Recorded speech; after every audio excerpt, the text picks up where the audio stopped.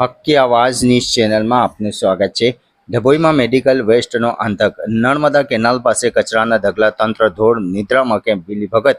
ડભોઈ નગરના સિનોર ચોકડી વિસ્તારમાં આવેલી હોસ્પિટલો દ્વારા માનવ સ્વાસ્થ્ય અને પર્યાવરણ સાથે ગંભીર ચેડા કરવાનો કિસ્સો પ્રકાશમાં આવ્યો છે।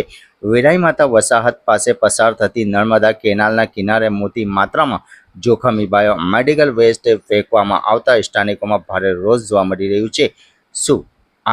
શું છે સમગ્ર મામલો? ડભોઈ સિનોર ચોકડી આસપાસ આવેલી ખાનગી હોસ્પિટલો અને ક્લિનિક દ્વારા નિયમોનું ઉલ્લંઘન કરીને દવાખાનાનો વેસ્ટ ખુલ્લામાં ફેંકવામાં આવી રહ્યો છે। કેનાલની આસપાસ દ્રશ્યો ચોંકાવનારા છે। વપરાયેલા ઇન્જેક્શનની સોય અને સિરીઝ, ગ્લુકોઝની ખાલી અને અડધી ભરેલી બોતલો, દવાની એક્સપાયર થયેલી પટ્ટીઓ અને અન્ય મેડિકલ કચરો, ખેડૂતો અને રહીશોના જીવ જોખમમાં કચરો। અડીવાત રફીક મંસૂરી,